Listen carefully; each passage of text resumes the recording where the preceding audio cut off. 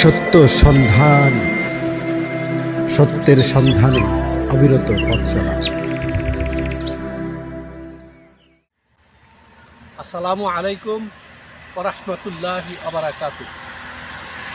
প্রিয় দেশবাসী, প্রিয় ভাই ও বন্ধুগণ, সকলকে জানাই সত্য সন্ধানী চ্যানেলের পক্ষ থেকে এ সাদর সম্ভাষণ। আমরা আরও একটি সত্য উদ্ঘাটনের জন্য একটি জঙ্গলের বা একটি বনবাগানের, সরকারি বনবাগানের কাছে এসে পৌঁছেছি। কেমন সত্য ঘটনা সেটা হলো, গত রাত্রে আমাদের এই শান্তিপ্রিয় দেশে ডাকাত নামের কিছু সংখ্যক লোকজন গভীর রাত্রে, এই যে দেখুন গাছ করার দ্বারা কাটা হয়েছে, কেটে রাস্তার উপরে ওভারটেক করা হয়েছে, রাস্তার উপরে ট্যাগ তৈরি করা হয়েছে, রাস্তার উপরে অবস্ট্রাক্ট তৈরি করা হয়েছে ডাকাতি করার সুবিধার জন্য। ডাকাতি যারা করতে আসলো এই সময়ে তারা কয়েকজন সিএনজি চালক গাড়ি, এটার ভিতরে যে সকল প্যাসেঞ্জার বা লোকজন ছিল তাদের কাছ থেকে মাল সামানা ছিনিয়ে নেওয়ার জন্য এই অবস্থা বা এই প্রেক্ষাপট প্রয়োগ করা হয়েছে।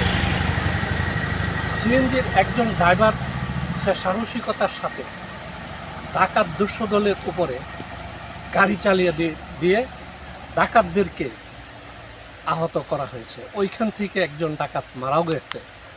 পরবর্তী ডাকাত যারা ছিল তারা ওই ডাকাত দল ঐক্যবদ্ধ হয়ে দেশীয় লাঠিসোঁটা দিয়ে, দাও কোরাল দিয়ে ওই ড্রাইভার বাইকে একেবারে আহত করার পরে মেডিকেল নেওয়ার পথে মৃত্যুবরণ করে।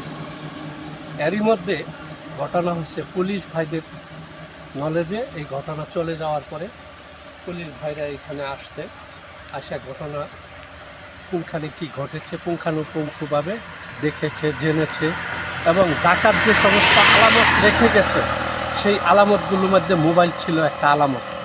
সেই মোবাইল আমাদের এই থানা কর্তৃপক্ষ বা পুলিশ কর্তৃপক্ষ তারা এটা জব্দ করেছে। এটার উপরে ভিত্তি করে আরও অন্যান্য ঘটনাগুলো তারা নোটভুক্ত করছে এবং আইনের আওতায় এদেরকে আনার জন্য যা যা করার প্রক্রিয়া চলছে। বেশ কয়েকজনকে গ্রেপ্তারও করা হয়েছে। গ্রেপ্তার অভিযান এখন পর্যন্ত অব্যাহত আছে, সেটা চলবে। দেখুন, দুঃখের বিষয় হলো কি প্রক্রিয়ায় মানুষ কত নরপশু হতে পারে। এই গাছটাকে নির্মমভাবে কেটে ফেলা হয়েছে, দূর থেকে নির্মমভাবে কেটে গাছটাকে কিভাবে ফালানো হয়েছে। মানুষ কত চরিত্র কেমন হইলে এমনটা হইতে পারে। এর জন্য নতুন করে বিচার সংস্কার করা উচিত। বিচার কার্য ডাকাতদের বিচারের আওতায় আইন এনে সর্বোচ্চ বিচার যেটা সেটার আওতায় আনা, কখনো যেন তারা এই পথে আর না আসে। এই দেখুন, ডাকাতদের যে বয়স, ডাকাতদের যে চেহারা, এদের যে নমুনা, কত দুঃখজনক। এই বয়সে তাদের ডাকাতি কার্যে নামতে হইল। এটা কত সুন্দর একটা পেশা মনে হইল। এরা সুস্থ নয়, অসুস্থ। এই বয়স বলে না তারা কোনো দায়িত্বে আছে, সাংসারিক কোনো অভাব অনটনের কারণে এই কার্য করে না।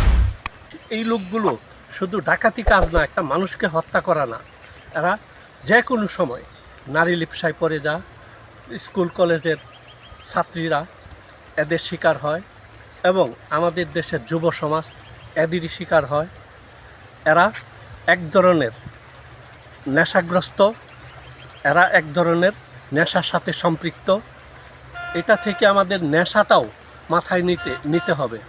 এরা যে এই কাজে নামলো কিসের আশায়, কিসের ভরসা? তাদের ভরসা কিছুই না, একটা মাত্র নেশা, সেটা হলো নেশা, যেটার কারণে আদৌ পর্যন্ত নারী সমাজ দুঃখের সাথে আছে। আমরা স্বাভাবিক সাধারণ মানুষ অতি দুঃখে আছি। আমরা রাত্রে ঘুমাতে পারি না, রোজগার দিয়ে চলতে পারি না, কখন জানি কি হয়ে যায়।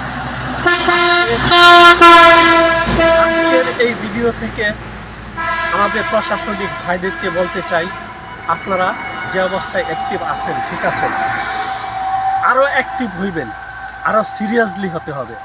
তাইলে আমাদের ঘুম, আমরা মনে করি সাধারণ মানুষ আরামে ঘুম পাড়তে পারবো। নারী সমাজ স্কুল কলেজ ভার্সিটি যেইখানেই যাক সে তার কাজেও যেতে পারবে, সেই পরিবেশটুকু আমাদেরকে করে দিবে। এবং জনগণের দাবি, জনগণের আশা, আমরা যেন অবাধে চলতে পারি। আমরা চাল ডাল সাহায্য চাই না, আমরা আমাদের জীবনের নিরাপত্তা, আমাদের মালের নিরাপত্তা, এইটুকু যেন আমাদের ঘুমের নিরাপত্তা, এইটুকু আইন বিভাগের কাছে আমাদের প্রার্থনা।